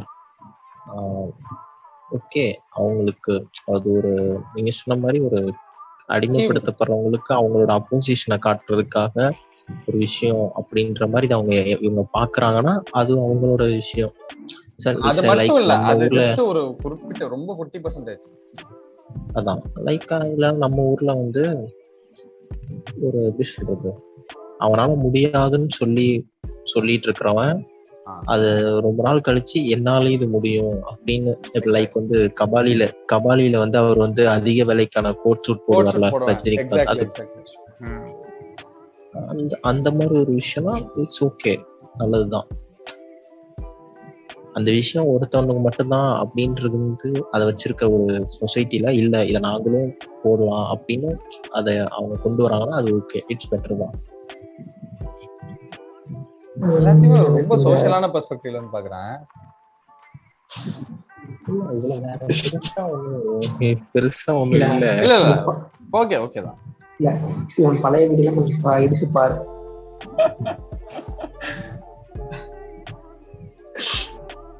சும்மா இல்ல காசு ஆதி. ஓகே, நீ என்ன நினைக்கிற பச்சைக்கிளி? ஆக்சுவலி வந்து இந்த மின்டட் கண்டிஷன் வச்சிருக்காங்கல்ல அவங்க இந்த மாதிரி வச்சிருக்காது. ஓகே, யூஸ் பண்ற மாதிரி வாங்குறதுக்கு ஆக்சுவலி கரெக்டா தான் இருக்கும், பிரச்சனை கிடையாது. ரெண்டாவது ரீசேல் வாங்க கூடாதா? ரீசேல் வாங்கலாம், ரீசேல் வாங்குறது அது பிரச்சனை இல்லை. ரீசேல் ஹைப்பும் ஜாஸ்தி இருக்கேன். சொல்றது இப்ப காசு என்ன பண்றதுன்னு தெரியாம வச்சுட்டானா அவன் போய் வாங்குற மாதிரி ஒரு கலெக்ஷன் வாங்கி வைக்கிற மாதிரி இருக்கு. ஓகே, அந்த மாதிரி இருக்கிறது வந்து அந்த ஒரு ஃபீல் தான் வந்து அப்பப்போ வந்துருக்கு இந்த ரீசேல் பாக்குறப்ப. இல்லடா, இப்ப நான் ஒரு எக்ஸாம்பிள் சொல்றேன். எனக்கு வந்து என்னோட favourite shoe of all time வந்து ஏர் ஜார்டன் 11 பிரெட்ஸ்ன்னு சொல்லிட்டு. பிரெட்னா பிரெட் கிடையாது, பிளாக் அண்ட் ரெட் வந்து ஜார்டன் லைனப்ல பிரெட்னு சொல்லுவாங்க. ஓகேவா? ஸோ வந்து ஏர் ஜார்டன் 11 பிரெட்ஸ்ன்னு சொல்லிட்டு. ஸோ அந்த ஸ்னீக்கர் வந்து எப்போ ரிலீஸ் ஆச்சுன்னா 2004ல ரெட்ரோ ஆச்சு, 2011ல ரெட்ரோ ஆச்சு, 2019ல ரெட்ரோ ஆச்சு. ஸோ இந்த மாதிரி ஒரு 5 இயர்ஸ் டைம்ல தான் அது ரெட்ரோ ஆகுது. இப்போ கன்சிடர் எனக்கு அந்த ஷூ பிடிச்சிருக்கு, ஆனா it won't be available for retail, கிடைக்காது. I have to wait for like 4-5 years from now. Okay, like 2019 வந்துச்சுன்னா அட்லீஸ்ட் 2024ல தான் திரும்பி ரெட்ரோ ஆகும். That is again expected. ஆகலனாலும் நம்ம ஒன்றும் கேட்கல முடியாது. ஓகேவா? ஸோ இப்போ like if I want to have one, I have to pay the resale prices. Like in that 4 years அது வரைக்கும் நம்மளால அதை ஹோல்ட் பண்ண முடியல அப்படிங்கிற மாதிரி. ஓகேவா? ஸோ எனக்கு எப்படின்னா 2021ல வாங்கக்கூடிய ஒன்றை வந்து 2024ல வெறும் $100 எக்ஸ்ட்ரா போறதுக்காக பார்த்து நான் வாங்காம இருக்க மாட்டேன். ஆப்வியஸ்லி நான் அது I will go for that அப்படிங்கிற மாதிரி சொல்றேன். இல்லடா, $100 இப்போ $300 வாங்கி $100 எக்ஸ்ட்ரா வாங்குறது கூட பிரச்சனை இல்லை. 300க்கு வாங்கி எக்ஸ்ட்ரா $300 போட்டு $600 வாங்க கூட தப்பு இல்லைன்னு சொல்றேன். ஓகே, அந்த $300 $100 டைம்ஸ் அப்படி போறதா எடுப்பீங்கறியா? $3000 $4000 $10,000 வந்து ரொம்ப கிளாசிக்கலா தான் ஆச்சு. அது வந்து 1985ல ரிலீஸ் ஆன மாடல், அதெல்லாம் தான் $30,000. அதான் இப்போ அது ரொம்ப கிளாசிக்கலா தான் அப்படி. ஆவரேஜா பாத்தீங்கன்னா $20,000 வரைக்கும் தாராளமா போயிருந்தா என்ன கூட நம்பி போகுது. சிறாருக்கு $20,000 மோஸ்ட்லி வந்து $500 கூட தான் வாங்கியிருக்கேன். இந்த ஹைட்டு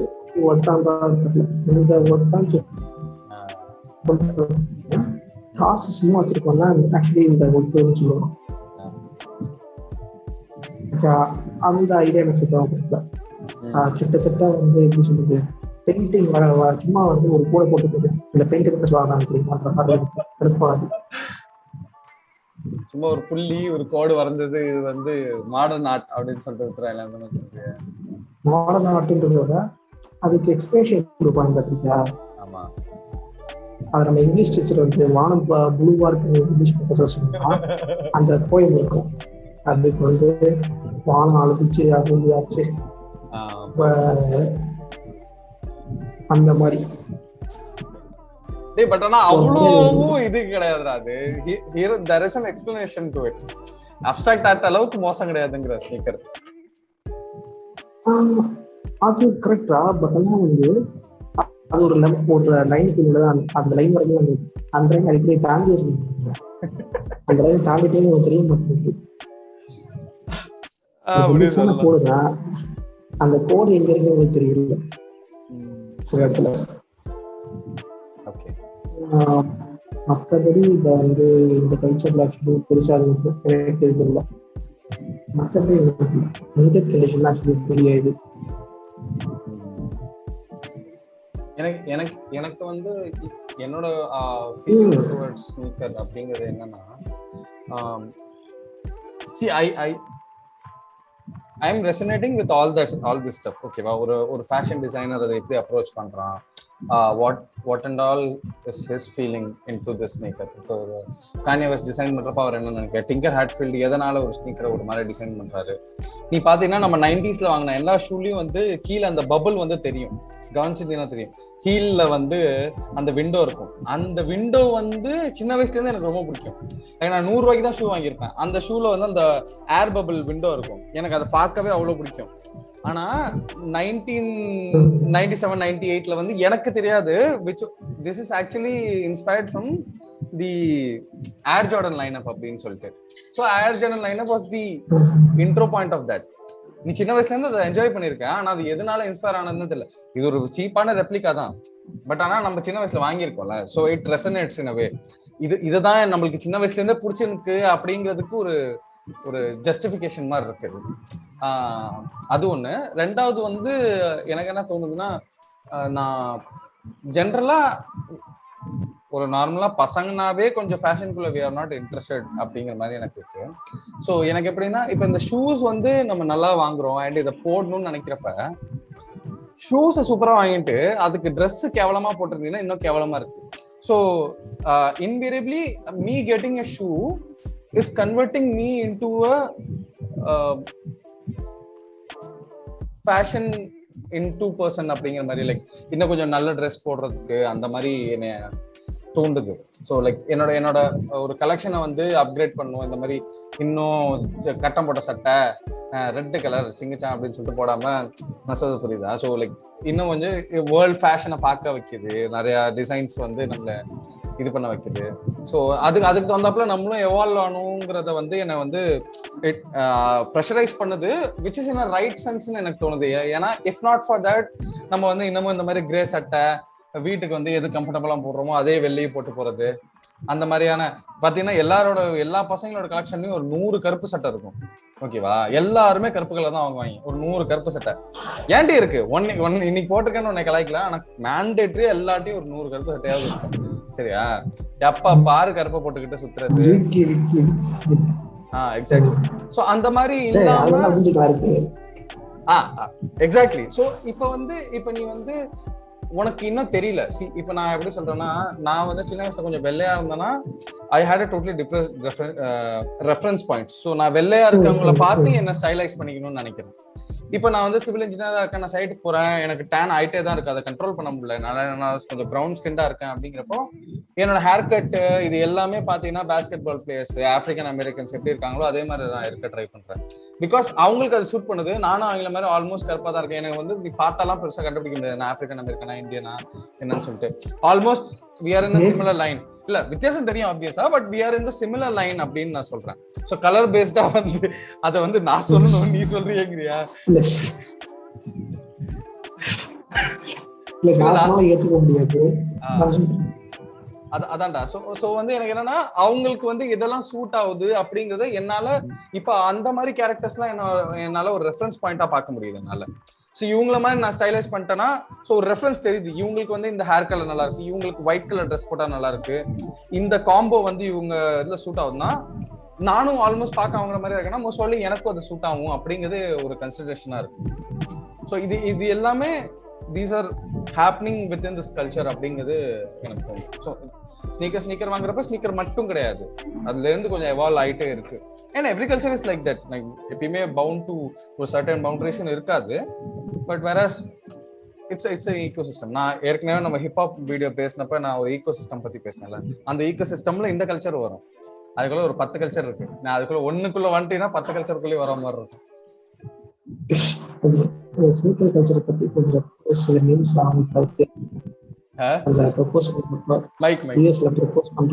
யூஎஸ்ல ப்ரொபோஸ் பண்றப்போ இந்த இது ஷோ கழட்டி வைக்கிறது, மடங்க கூடாது. அப்புறம் வந்து எப்பயுமே காலைய ஹீரோன் போகும் பொண்ணா வச்சு நடக்கிறது. ஸோ இந்த மாதிரி நிறைய இருக்கு. நிறைய பண்றாங்கல்ல, இதெல்லாம் பத்தி நம்ம பேசாம இருக்கவே முடியாது. கரெக்டா? அதோட ஜஸ்டிஃபிகேஷன் இருக்குண்டா. சில மீம்ஸ்ல எனக்கு ரொம்ப ரெசனேட் ஆகும். ஓகே, இந்த ஃபேமஸான ஒரு இந்தியன் கான்செப்ட் இருக்குல்ல, பையன் கால் இருக்குன்னா பொண்ணு வந்து அது மேல கால் வச்சு எக்கி கிஸ் பண்ற மாதிரி அந்த ஒரு சீன் இருக்குல்ல, அதுல வந்து வை அஸ் கைஸ் ஆர் சிங்கிள் அப்படின்னு சொல்லிட்டு போட்டுட்டு அதுல வந்து ஒரு ஃபேமஸான டிராவிஸ் ஸ்காட் ஏர் ஜார்டன் 1 மேல இன்னொரு பொண்ணு ஷூவை போட்டு நின்றுட்டு இருப்பான். அதனால கடுப்புல விரட்டி விட்டுருவாங்க. அந்த மாதிரி போட்டுருப்பாங்க. which is again relatable. என்னோட டிராவிஸ் ஸ்காட் மேலலாம் ஒருத்தன் என்னன்னா நான் செம கடுப்பாயிரும். 16,000 டிராவிஸ் ஸ்காட்ல நீ ரீசேல் வாங்கினா ஆல்மோஸ்ட் 1.5 லட்சம்.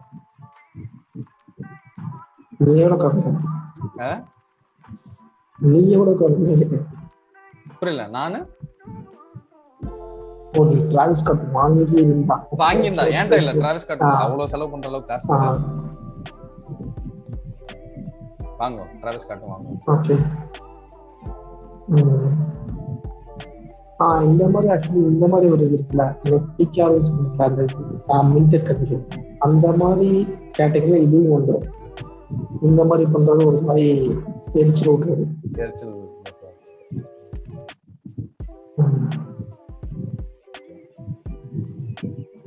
நீ காசு கொடுத்து வாங்கியிருக்க, அதை ப்ரொடெக்ட் பண்ணணும் தானே உன்னோட ஃபர்ஸ்ட் மோட்டிவா இருக்கும்.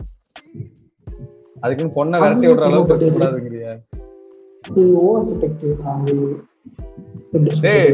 பட் அது மீம்டா. சீரியஸ் நோட்ல நீ சொல்ற மாதிரி ப்ரொபோஸ் பண்றப்ப ஷோ கழட்டி வச்சு ப்ரொபோஸ் பண்றது எனக்கு தெரிஞ்சே ஒரு 100 தடவைக்கு மேல நடந்திருக்கு. நான் அவ்வளவு வீடியோஸ் பார்த்திருக்கேன். அது வித்தவுட் அ டவுட். ஆனா இந்த சிவிக் மீம்ஸ் இருக்கும்ல, அந்த மாதிரிதான் இந்த மீம்ஸும். ஹோண்டா சிவிக் மீம்ஸ் வேற லெவல்ல இருக்கும். I am in outer space while 2 guys in Honda Civic with a laptop. எப்படி போயிட்டு இருப்பாங்க. அது வந்து ஓவர் சார்ஜ் பண்ணலாம்டா அத லேப்டாப் வச்சுட்டு. அவங்க இந்த ஐவி டெக்னு அவங்கள்ட்ட அந்த பி டெக்னு சொல்லிட்டு ஒரு இது இருக்கும்டா. அது வந்து என்ன ஆகும்னா, அது ஒரு பெரிய மெக்கானிசம். அதை பத்தி சொன்னா புரியாது டக்குன்ட்டு. அது வந்து ஒரு பாயிண்ட்ல கிக்கின் ஆகும், உனக்கு பச்சையா தெரியும் இப்பதான் அது ஒர்க் ஆகுது அப்படின்னு சொல்லிட்டு. அதனால அதை வந்து இது பண்ற மாதிரி ஸ்பூஃப் பண்ற மாதிரி.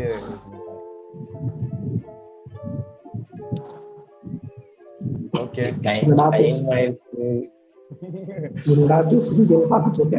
Okay okay. சோ தூங்கணும்ங்கறியா? சரி தூங்குவோம். ஓகே கைஸ், சோ நான் இந்த வீடியோ முடிக்கிறதோட நீங்க 2 பேரும் ஏதாவது சொல்லி இந்த வீடியோ முடிச்சா நல்லா இருக்கும்னு எனக்கு தோணுது. ஏன்னா நான் வீடியோ ஃபுல்லா இதை வந்து இந்த மாதிரி ஒரு ப்ராடக்ட் லைனை உங்கள்கிட்ட சேல்ஸ் பண்ற மாதிரி ஒரு சேல்ஸ்மேன் மாதிரி நடந்துக்கிட்டேன். ஏன்னா எனக்கு பிடிக்கும் அப்படிங்கிறதுனால நான் அதை ரொம்ப ப்ரொமோட் பண்ணணும்னு ட்ரை பண்ணேன், உங்களுக்கு புரியும் அப்படின்ட்டு. உங்களோட டேக் அவேஸோட இந்த வீடியோ முடிக்கலாம்னு நினைக்கிறேன்.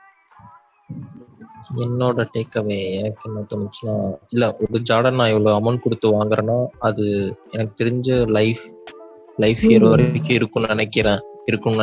அமிதாப் மாமா இருக்கும். ஸோ அப்படின்றப்போ நான் அதை வாங்குறேன், டெய்லி யூஸ் பண்றேன்னா அது இருக்குன்னா எனக்கு அது பிரச்சனை இல்லை. அது வந்து டெய்லி யூஸ் பண்ணாலாம் இருக்காதா? நீ போட்டு அடி நடிப்பா ஷூ வந்து உனக்கு வருமா?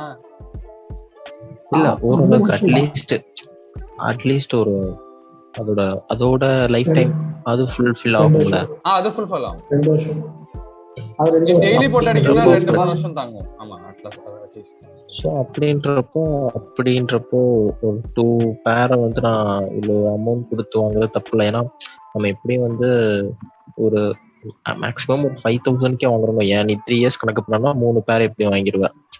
அப்படின்றப்போ அமௌண்ட்டும் எனக்கு இப்போ பிரச்சனை இல்லை தான். நான் அதை எவ்வளோ யூஸ் பண்ணுறத பொறுத்து தானே இருக்கு. அப்படின்றப்போ எனக்கு 16,000 மேட்டர்ல ஒரு ஷூ தயாரிக்க 16,000 ஆகுதுன்னா அதை நான் எவ்வளோ வருஷம் அது வருது அப்படின்றப்போ அந்த குவாலிட்டிக்கு ஏற்ற மாதிரி தான் அது ரேட் வரும். ஸோ அது வந்து நல்ல விஷயம்தான். ஸோ வந்து இது நல்ல விஷயமா தான் எனக்கு ஒரு பாயிண்ட்ல பார்த்தா நல்ல விஷயமா தான் தோணுது.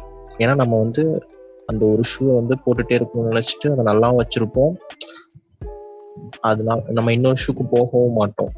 பட் அது என்னன்னா நீங்க அந்த ஸ்னீக்கர் கல்ச்சர்னு சொல்லிட்டு அதை கலெக்ட் பண்றாங்கல்ல, அதுவும் தப்பு இல்லை, பண்ணலாம். ஏன்னா அவங்களும் வந்து ரொம்ப அதை பெருசா அதனால ஒன்றும் பிரச்சனை இல்லை. இம்பார்ட்டண்டா எப்படியும் அஃபோர்ட் பண்றவங்க தான் அதை வாங்க போறாங்க. யாரும் இது கம்பல்ஷனும் கிடையாது. ஸோ இதுல ஒன்றும் எனக்கு அக்செப்டபிளா தான் இருக்கு. இப்போ அந்த ஒரு ஸ்னீக்கருங்கிறது அவசியங்கிற இடம், லைக் வந்து வெளிநாட்டுல வந்து ஸ்னீக்கர்ஸ் அவசியம். அவங்களோட ட்ரெஸ்ஸிங்லேயே அது அவசியம், கிளாத்திங்ஸ்லேயே அது வந்து எசென்ஷியல். நமக்கு அப்படி கிடையாது, நமக்கு சாண்டல்ஸ் போதும்.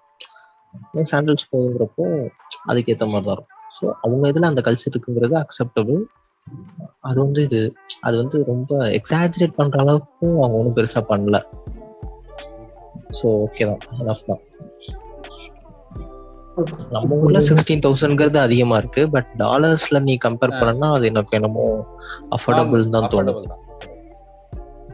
பட் அவங்க ஹைப்புக்காக வந்து கம்மியான பேர்ஸ் மட்டும் விற்கிறாங்கன்னு நினைக்கிறேன்.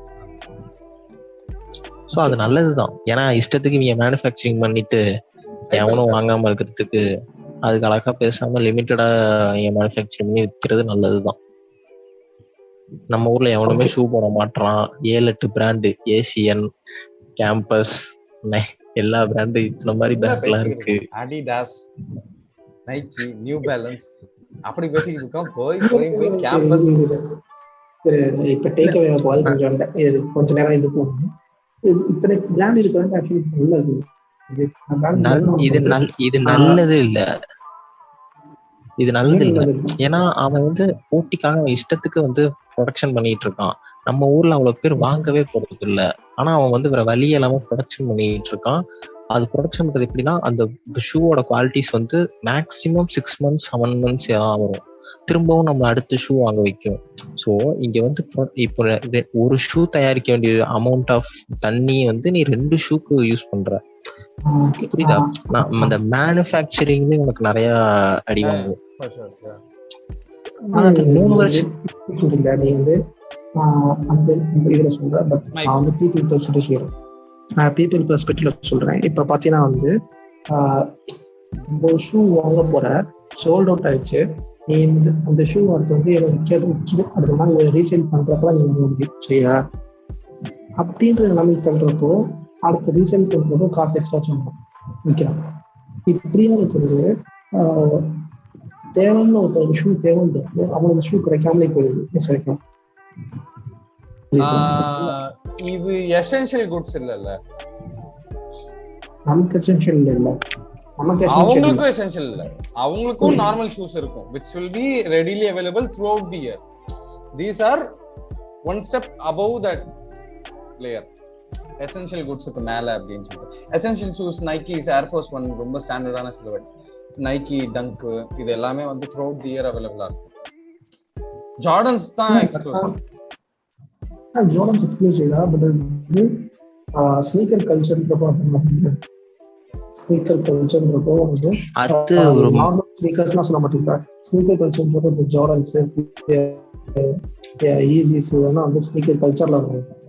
நீங்க வந்து நார்மல் ஷூஸ் அந்த ஏர் ஃபோர்ஸ்லாம் நீங்க வந்து கலெக்ஷன் எடுத்து வச்சுட்டு கொடுப்பீங்க. இதனால பெரிய பிரச்சனை இல்ல. யார் அஃபோர்ட் பண்றானோ அவன் தான் வெயிட் பண்ணுவான். யார் அஃபோர்ட் பண்றானோ அவன் தான் ரீசேல்ல அதிக அமௌண்ட் கொடுத்து வாங்குவான். ஸோ இதுல நார்மல் பப்ளிக் போய் ரீசேல வாங்க மாட்டான். அவன் அவசியம் இருக்கிறவன் நார்மல் வாங்கிட்டு போயிடுவான். இது ஒரு நார்மல் ஒரு சோஷியல் ஸ்டேட்டஸ்ல வந்து உனக்கு இது அஃபெக்ட் பண்ணும். ஓகே, இது ஒரு ப்ரெஷர் போடும்.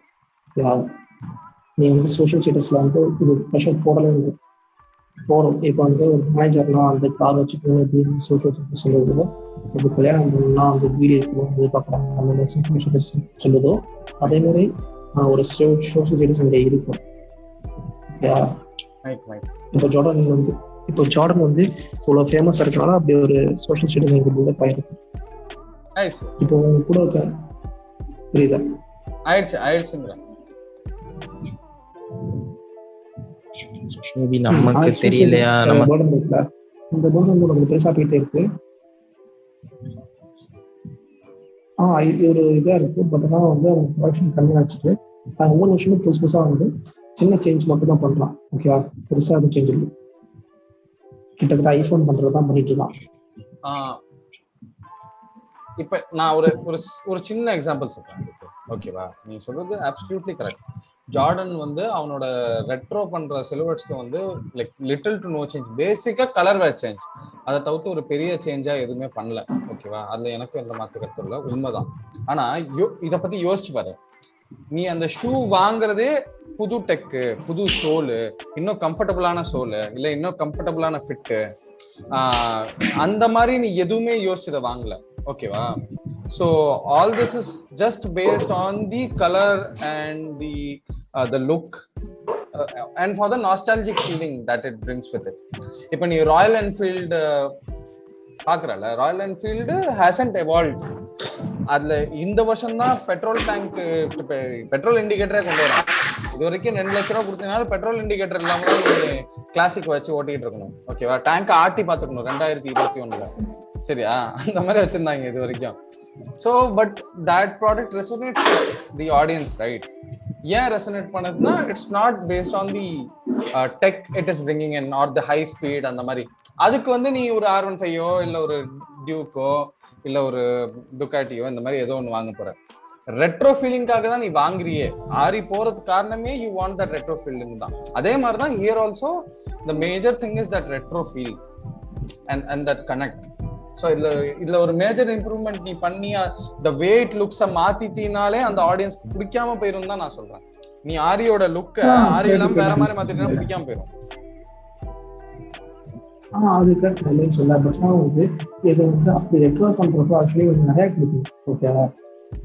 ரெட்ரோ பண்றது காரணமே வந்து அமௌண்ட்ஸா, தி நம்பர் ஆஃப் சேல்ஸ் பண்ணக்கூடாதுரா. நிறைய ரெட்ரோஸ் இருந்துச்சுன்னா அந்த வெயிட், அந்த Urs to by a product அப்படிங்கிறது வந்து ஒரு பிராண்ட் எப்படி ஹோல்ட் பண்ணும்? எக்ஸ்க்ளூசிவிட்டி தான் வந்து ஹை பீஸ் கல்ச்சரை சப்போர்ட் பண்றது. இந்த ப்ராடக்ட்ஸ்லாம் வந்து கான்ஸ்டன்டா இன்க்ரீஸ் ஆகுது. அதான் காரணம்.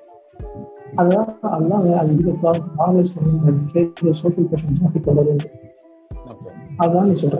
நீ வந்து ஒரு கம்பெனி பெர்ஸ்பெக்டிவ் சொல்ற, ஒரு பீப்பிள் நீ வந்து கன்சியூமர் பெர்ஸ்பெக்டிவ்ல சொல்ற. கன்சியூமர் பெர்ஸ்பெக்டிவ்ல உண்மைதான் நீ சொல்றத மறக்கவே முடியாது. அது வந்து ஆக்சுவலி இது வந்து இதுக்காக தான் பண்றப்ப இது ஒரு காண்ட் இருக்கு. ஆக்சுவலி மூணாவது வாங்கவே வாங்க மாட்டியா? வாங்குவேன்ன்றது ஜார்டன்ஸ் வாங்கலான்னு இருக்காங்க இப்போ. ஆக்சுவலி எல்லாம் ஓகே. சோ இப்போ எல்லாம் பார்த்தா அன்பெய்ட் ப்ரமோஷன் ஒன்னு பண்ணிரோம். நெட்ஃபிளிக்ஸ்ல போய் மறக்காம தி லாஸ்ட் டான்ஸ் பாருங்க எல்லாரும். ஓகே. அது ப்ரமோஷன் சம சீரியஸ். அப்ப மகாமுனி படத்துக்கு ப்ரமோஷன் பண்ற மாதிரி ஆயிடும். சரி. ஓகே. இல்ல நான் வந்து படத்தை தொட்டு கொண்டு போக கூடாது. டெய்லி பிராக்டிஸ் பண்ணணும். அப்புறம் ப்ரூஸ்லி மாதிரி ஆக முடியும். அந்த மாதிரி ஜார்டன் மாதிரி ஆகணும்னா டெய்லி பிராக்டிஸ் பண்ணணும். ஜார்டன் ஷூ போட்டா ஜார்டன் ஆக முடியும். இல்லடா, ஜார்டன் பாக்குற எல்லாருமே வந்து பாஸ்கெட் பால் பிளேயர் ஆகணும்னு ஆசைப்படுறது இல்ல. நாங்க ஜார்டன் எல்லாருமே வந்து ஏஸ் இன் தேர் ரெஸ்பெக்டிவ் டிபார்ட்மெண்ட்ஸ்ங்கிற மாதிரி தான் பாக்குறோம். ஸோ எனக்கு எப்படி இருந்துச்சுன்னா, அந்த டிங்கர் ஹேட்ஃபீல்ங்கிற டிசைனர் வந்து ஒரு architect who becomes a shoe designer. So ஒரு ஸ்கில் இருக்குல்ல, the designing aspect of architectural person can help a shoe design. So எனக்கு இந்த மாதிரி மாறி வந்ததே எனக்கு அது ஒரு மாதிரி பிடிச்சிருந்துச்சு. And it was inspiring because we also do multiple jobs. ஏன்னா என்னோட day job civil engineer. So இங்கே இருக்கிறப்ப it is a totally different thing இல்லை. So that all resonates with me. அது ஒன்று. ரெண்டாவது எனக்கு என்னன்னா, எனக்கு இந்த ஷூஸ் தான் வந்து நீ சொல்ற மாதிரி வாங்கணும், நான் கலெக்ட் பண்ணணும்னு நினைக்கிறேன். பட் ஆனா எனக்கு சின்ன வயசுல இருக்க ஒரு ப்ராக்டிஸ் வந்து நான் இன்னும் ஹோல்ட் ஆன் பண்றேன் while I am buying the shoe. எனக்கு வந்து சின்ன வயசுல எப்படின்னா, சீட்டோஸ் பாக்கெட் இருக்குல்ல, எங்க அப்பா வந்து ஒரு எக்ஸாம் நல்லா எழுதினா மட்டும்தான் எனக்கு ஒரு சீட்டோஸ் பாக்கெட் வாங்கி தருவாரு. ஒரு யூனிட் டெஸ்ட் முடிஞ்சு யூனிட் டெஸ்ட் நல்ல மார்க் வந்தா மட்டும்தான் எனக்கு வந்து சீட்டோஸ் பாக்கெட் கிடைக்கும். அதனாலேயே நான் சீட்டோஸ் எக்ஸாம் நல்லா பண்ணுவேன். பண்ணிட்டு வந்து அந்த சீட்டோஸ் பாக்கெட்டை வாங்கிட்டு வந்து சாப்பிடுறது. அது என்னமோ 10 ரூபா தான், ஆனா அந்த காலத்துல நம்மளுக்கு அவ்வளவுதான் ஆக்சசபிலிட்டி. இப்போ வந்து நானே எனக்கு போட்டுக்கிட்ட ஒரு ரெஸ்ட்ரிக்ஷன் இல்ல, எனக்கான ஒரு ஊந்துதல்ங்கிறது என்னன்னா, ஒவ்வொரு சைட்டு முடிக்கிறப்பையும் நான் ஒரு ஷூ வாங்குவேன். ஸோ ஒவ்வொரு சைட்டும் ஒவ்வொரு ஷூவும் ஒரு சைட்டை ரெப்ரசென்ட் பண்ணும். ஸோ நான் வந்து என் வாழ்க்கையில ஒரு 400 பில்டிங் கட்டுறேன் அப்படின்னா என்கிட்ட ஒரு 400 பேர் ஆஃப் ஷூஸ் இருக்கும். ஓகேவா? ஸோ ரேண்டமா நான் போய் ஷூ வாங்க போறது இல்லை. நான் அந்த அளவுக்கு பில்டிங் கட்டினா மட்டும்தான் என்கிட்ட அவ்வளவு ஷூஸ் இருக்கும். ஸோ வந்து நீ நம்பர் ஆஃப் ஷூஸை நீ குறை சொல்லக்கூடாது. நான் அந்த அளவுக்கு பில்டிங் கட்டியிருக்கேன்னு சொல்லிட்டு நீங்க என்ன பாராட்டணும். கில்மாங்கர் வந்து அவன் தோல்ல கிரிக்குவான், அத்தனை கொலை பண்ணியிருக்கேன் அந்த மாதிரி வச்சுக்கேன். So I have put an embargo for myself அந்த மாதிரி. ஸோ இந்த மாதிரி பண்ணா மட்டும்தான், ஒரு ப்ராஜெக்ட் சைட் முடிஞ்சா மட்டும்தான் நான் ஒரு புது ஸ்பீக்கர் வாங்கணும் அப்படிங்கிறது நானே எனக்கு வச்சுக்கிட்ட ஒரு டார்கெட். அண்ட் அதை பொறுத்து இப்போ ஒரு 4 முடிச்சுட்டேன், அதனால 4 வாங்கியிருக்கேன் அந்த மாதிரி. ஸோ நான் அப்படிதான் போகலாம் அப்படின்னு சொல்லிட்டு இருக்கேன். ஸோ அதனால கலெக்ஷன் உருவாகுதுன்னா அதுக்கு நான் காரணம் கிடையாது, கிளைண்ட்ஸ் தான் காரணம். மாப்பிள்ளை அடிப்பாரா அதெல்லாம் கிடையாது.